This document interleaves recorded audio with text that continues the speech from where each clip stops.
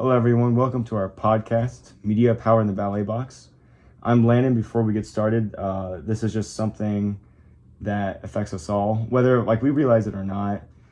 Even with just scrolling on your phone when you're trying to relax, you'll probably see a bunch of political stuff pop up in your feed, and then you'll just go on with your day. But it kind of just sticks with you sometimes, depending on what it is, and that's kind of what the topic is for our little podcast. And I'm Mauricio. Today we're exploring how the media influences elections in the United States and whether it strengthens or weakens democracy. And this is something people argue about all the time, especially during election season. Some people think that the media helps inform voters, while others think it makes things more complicated or divided. Online media has a huge role in how Americans learn and view candidates, political issues, and where they're on and who they decide to vote for. From traditional television broadcasts to Instagram, TikTok, YouTube, Twitter, etc. And the way we consume the information changes our viewpoints. For example, most people aren't sitting down every night to watch the news at 8 o'clock. It's more of just a quick search, looking for a clip. And that can definitely affect on how people understand things, especially because it's mostly just little snippets of stuff and you don't get the whole picture. Our central research question is, how does modern media influences and shapes U.S. elections, and how does it help or harm democracy? And honestly, there's no clear answer to that. It kind of depends on how people use the media and what kind of information they're really seeing. So that's why we will talk about it today. To try and answer this question, we looked at research from Pew Research Center, the Federal Election Commission, and the Reuters Institute for the Study of Journalism. And we'll be talking about where Americans get their political views, how campaigns use advertising, the impact of misinformation. So we're not just making stuff up, we're using real data and studies. And at the same time, we're also going to be talking about how this shows up in real life, especially for people our age. Let's start with where people get their news. According to the Pew Research Center, a majority of Americans says that they get at least some political news from social media, and that's kind of crazy when you think about it, because social media wasn't even a thing that long ago. It's only been 30 years or so. Now it's basically one of the main ways people stay informed and connected. And that's a major shift from previous decades, where it used to be Americans would get their information from the news, the radio. They would get from newspapers in the morning when they got their coffee. People used to have routines where they would go do something like eat dinner with a family or their family at a certain time, maybe go do something, and then go sit in front of the TV at 8, 9 o'clock and watch it for however long and look at all the broadcasts. And then now it's just randomly, during the day you'll be on your phone and you'll just see a video stating something happened. No, young voters especially are more likely to use social media platforms as their primary source of news, which makes sense because that's what we are on all the time. People our age use social media to the most instead of looking up what really happens. And then that also raises the question on whether social media is informing voters or just enforcing what they already believe. Because if you're only seeing one side of things, you might not realize that there are other perspectives, and it will just reinforce what you already know and believe. That connects to the idea of chambers. An echo chamber is when people see opinions that match their own. So basically, you're stuck in your own bubble of what you believe in without realizing it, and that can make it harder to understand other viewpoints. Right, and that ties, into algorithms, which are designed to show users content they watch the most, interact or view or interact with. So if you like and share political content from one side, it's going to show you more content that's from that side. It's almost like the app is learning your opinion and then feeding it right back to you. And over time, that can really shape on how you see things. Pew Research Center data also shows that trust in media has declined over time, especially along partisan lines. So not only are people getting news differently, but they're also trusting it less because as the saying goes, don't trust everything you see on the internet. So it makes it harder to know what's true and what's false. Which is interesting because the media is supposed to act kind of like a watchdog of democracy, informing people so they can, make educated decisions on who to vote for. So if people don't trust the media, it kind of defeats the whole purpose of it. It makes it harder for people to know what info is actually reliable and what info is not reliable. So here's a debate question. Do you think the media shapes political opinion, or it only refines what people already think about one of the parties? Because honestly, it could go either way depending on the person. Yeah, and I think it could be both. It can introduce ideas to voters or deepen their opinions. What I mean by that is someone can learn about an issue for the first time through the media, and then, maybe over time their opinion gets more and more extreme. I honestly believe that it changes it. As we saw in prior elections, and we're talking about a long time ago with Nixon, when the water scandal happened, everybody was on the opposite side of Nixon. Even people who were supporting him in the beginning kind of changed their mind. And that kind of makes you think, if it happened with only newspapers and radio, that was the biggest things back then. I feel like with social media, a phone, internet, everybody has it, technically. I feel like it can change someone's view, as even by accident you might come across a news or something that your political party or your favorite president or anybody did, even if it's an accident. I agree, but don't agree. I think it redefines what you think about that person already. So, for example, I have a friend that is a pro. I think he's Republican, and he just has all these videos saved on his phone, just edit after edit after edit of this one president, and he's always talking about it. I don't like getting into it with him, but I mean, I'm not saying that's bad. Like even me, I will see something about whatever president I like, and it'll be like a good thing that they did, and I'll go, okay, well, that's good.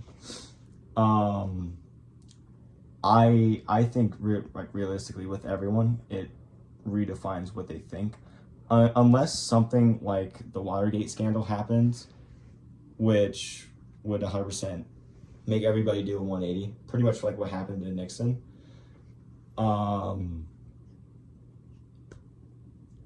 I think it kind of makes sense, but with social media, any mistake that anybody does essentially goes to the news, especially when you're as important as a president or as important as being on a party, whether you're Republican or a Democrat.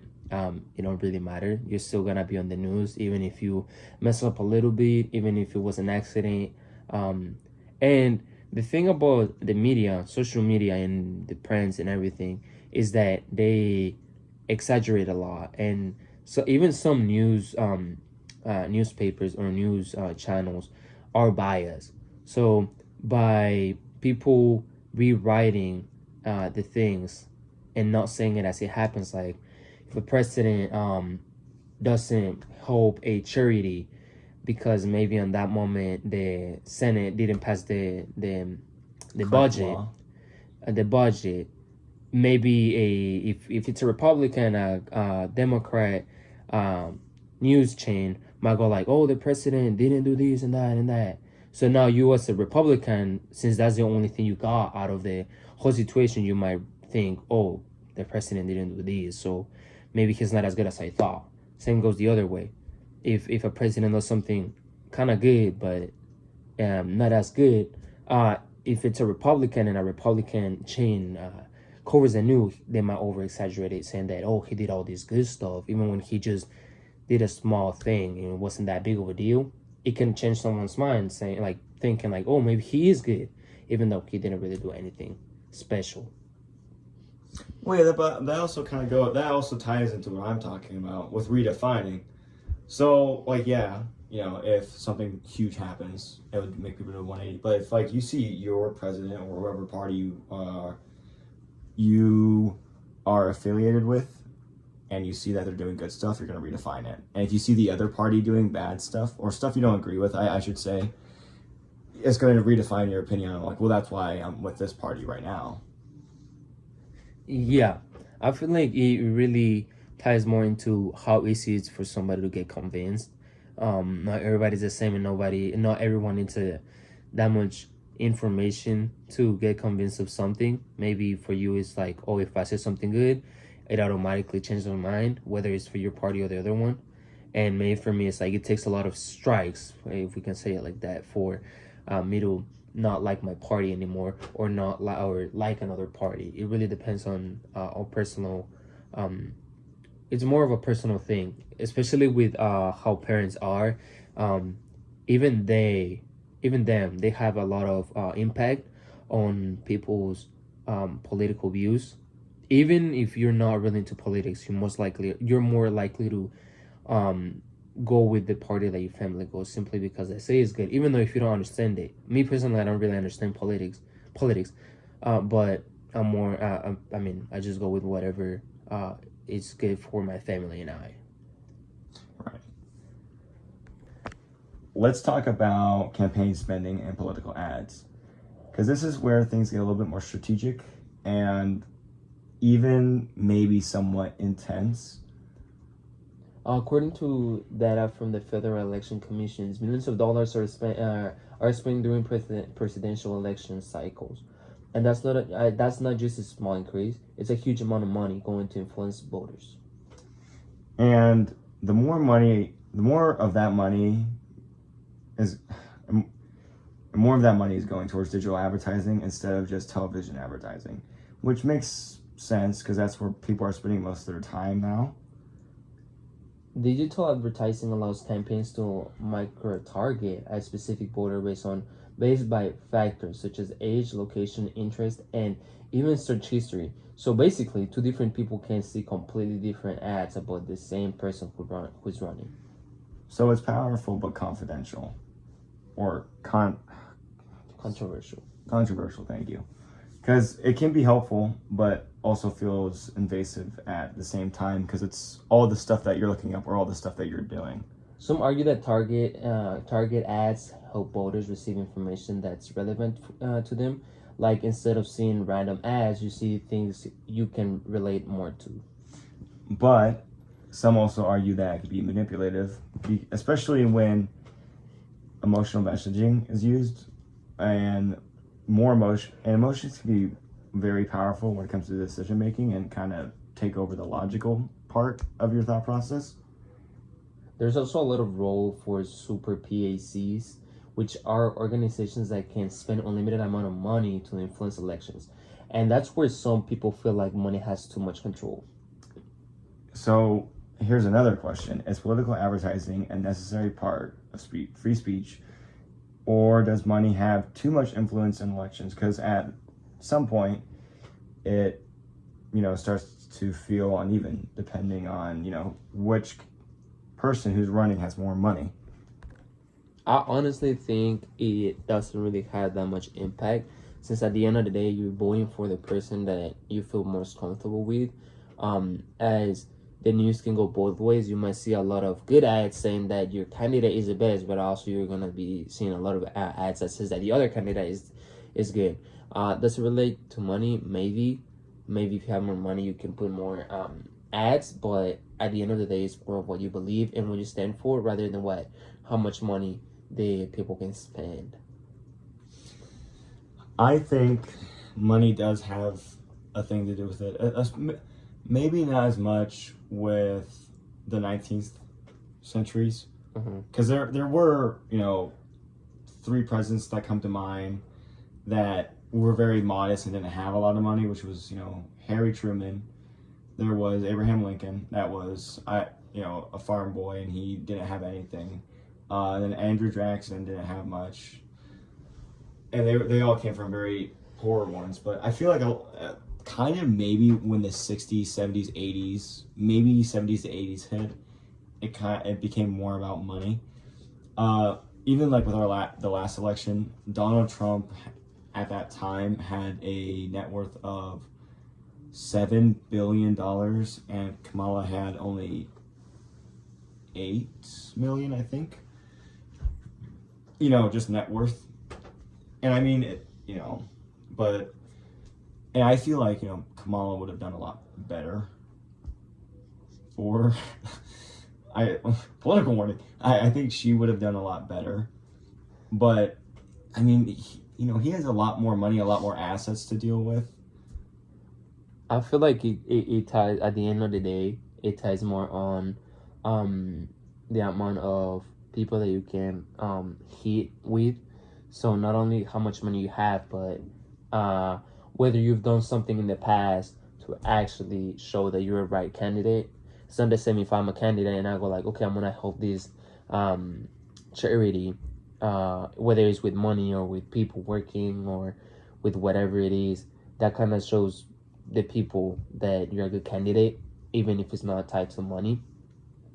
So it also hits people when you promise something and you actually do it. So let's say like Trump said he was going to apply tariffs to different countries to make the economy stronger, and he did. He in fact did apply tariffs. Did it work? Did it not? That's not over. We're not going to talk about it on this podcast, but it shows how far your candidate is willing to go for what he stands for, and how far he's willing to go to give you what you deserve or what he promised to you.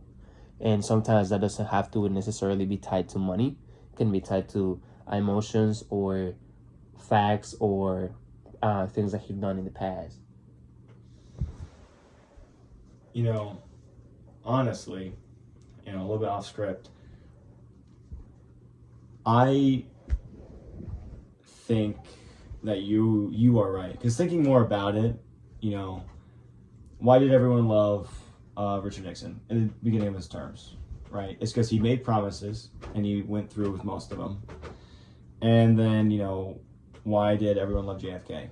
It's because he made promises, he went through, with almost all of them. Same thing with Abraham Lincoln. So maybe it's not more about money, it's about,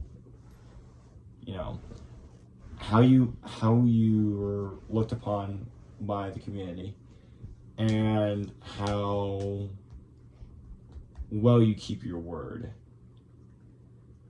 Yeah, it doesn't. It can tie to money still. It can still have an impact. Or how far can your ads go? How much ads you can apply so that people keep looking at it. But at the end of the day, it does matter a lot what you do, how you do it, and how you present to other people, rather than how much money can you say you have. Yeah, because I feel like if you're just gonna flex on you're right. No, because if you just flex on your money, you're gonna come off as immature, incompetent, and things like that. Yeah. One of the biggest concerns about media and elections is misinformation. And this is something that comes up a lot, especially during big elections. Like, people are always talking about what's real and what's fake online. And it can get pretty confusing really fast. The Reuters Institute for the Study of Journalism has reported on how false and misleading political content is spreading rapidly online. And it's not just small things either. Sometimes it's things that a lot of people see and believe before they even question it, especially if it looks convincing or has any official watermark or labeling on it. And often misinformation spreads faster than verified news because it triggers strong emotional reaction. If something makes people angry or shocked, they are way more likely to share it without thinking. It's kind of just a reaction thing. And this can undermine the trust in elections and democratic institutions, because if people start believing that things aren't fair or accurate, they might not trust the results at all, which down the road can lead to bigger problems. Let's define misinformation clearly. It's false or misleading information shared regardless of intent or harm. So sometimes people don't even realize they're spreading. They might just click repost and show more people without checking it first. Now, some misinformation is accidental, but sometimes it's a deliberate disinformation that is meant to influence votes, and that's where it can get serious because then it's actually being used as a strategy. This leads to a difficult question. Should social media companies regulate political content more aggressively? Because because there's really no easy answer for that, and people have strong opinions on both sides. If they regulate it too much, critics argue it limits free speech, which I agree with.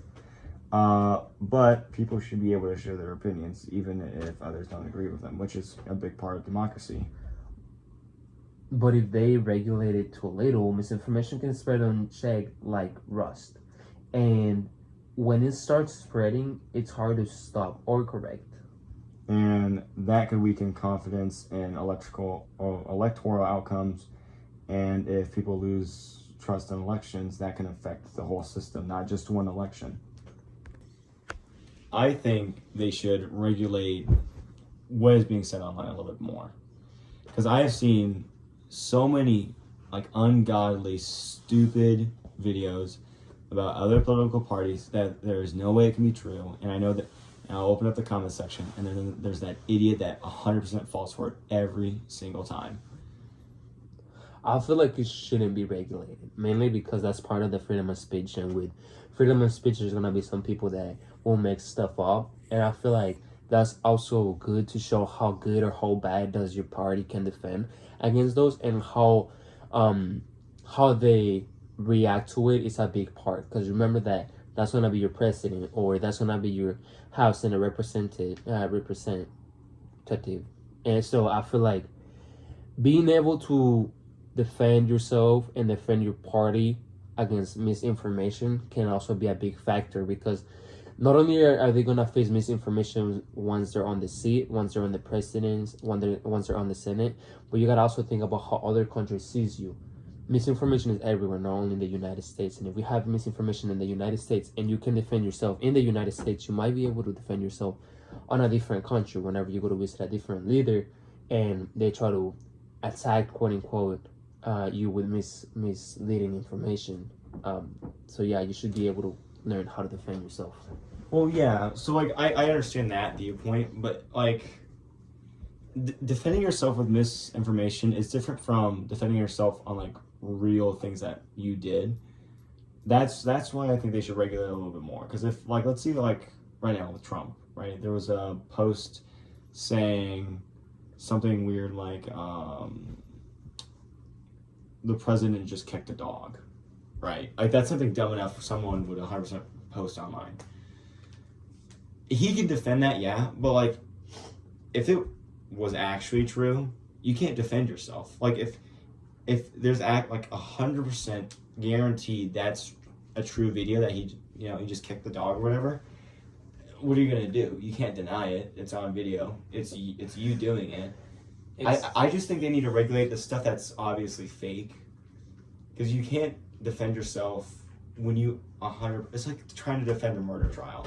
You did the murder, and you can't go, well, the knife slipped into the knife slipped. You can't do that. That's the thing. I mean, I don't know. I feel like you just gave me the reason by accident.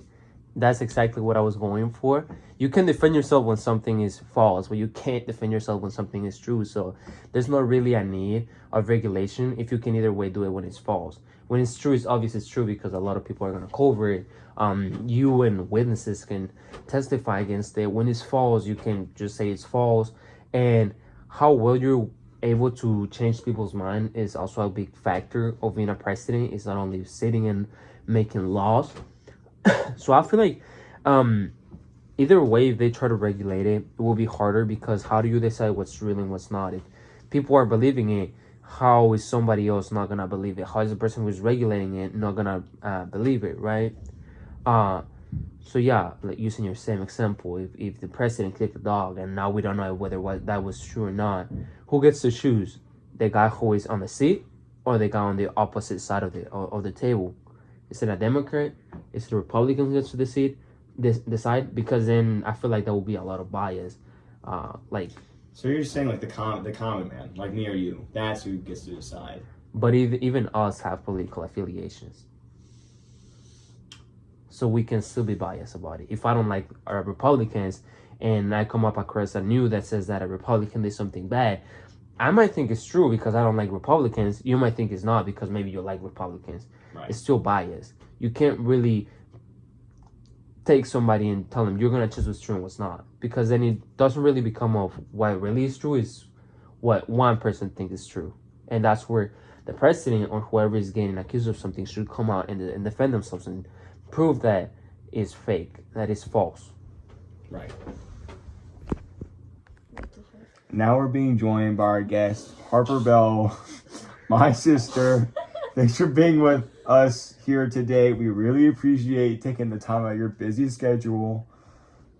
What schedules? Anyways. Thanks for having me.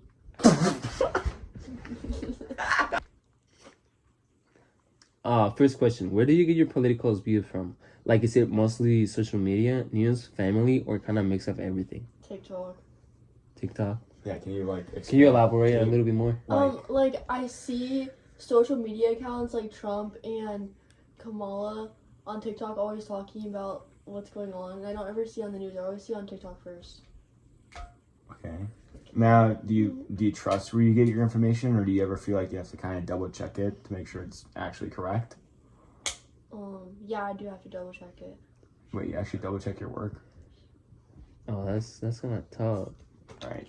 Do you ever see information online that is misleading or false? Yes. Elaborate. Can you elaborate? Do you have any example of a time where you saw something? Like maybe Trump's picture of Christ. Oh, yeah, that's stupid. Oh, is it not real? It was real, but No, he posted it, but like, it was an AI image of him as Jesus. yeah, but he wasn't like, it wasn't me. Do you I remember that? wanted to be a doctor. Doctor. He said he was a doctor. That's stupid. Wait. Yeah, Yeah. you just said yes. Yeah. So, do political ads ever influence your viewpoint at all? Like, do you know what I mean by that? Yeah, because I always see like Trump saying bad stuff about Biden, or like Biden saying bad stuff about Trump. All right. Like the ads where it goes, so and so can't do their job because they're Yeah. Sleepy Joe. Yeah. Do you think social media companies should regulate electoral content more? What does that mean? So do you think like TikTok should control how much information of a candidate goes in the platform? Like, do you think they should look the videos that, let's say, Trump posts before he actually posts them, or do you think it's okay as it is? Yeah, they should do that. All right, with all the candidates, right? Or only Trump? Everyone. Everyone. All right. All right, well, thank you for your time again. Thanks for coming with us on this podcast. Yeah. After looking at everything today, it is clear that social media does have a role on how the public views elections. And it's not at all a small role either. It's something that constantly influences people, whether they notice it or not. Some possible solutions include better media literacy education in schools, so people can actually learn how to tell if something is reliable or not. Yeah, and greater transparency in digital advertising would be nice. Like knowing who is paying for the ads and why are they being shown to you. Just things like that. And clear labeling of political content online, so people don't get confused about what's real and what's a misleading info. So let's answer the main question, or let's try to answer the main question. Does social media strengthen or weaken democracy? And honestly, it's not as simple as a yes or no. I think it does both. It strengthens democracy by giving voters access to information, but weakens it when misinformation spreads. So it really depends on how it's being used and how people respond to it. I agree. And, the media isn't inherently good or bad. It depends on how responsibly it's used. And that applies to, both the people who's creating the content and, the people who watch it. in the end, democracy depends on how informed that people are, and if people aren't getting accurate information, that can affect everything. Yeah, and that means we all share the responsibility on how we consume political information, and even just like fact checking something before posting it can make a difference. Thank you for listening to Media Power and the Bella Box podcast. We hope this gave you something to think about on the next time you see any political content online. And we hope this discussion has given you a little bit more insight on how media shapes elections, and maybe makes you a little bit more aware on how it can affect your views.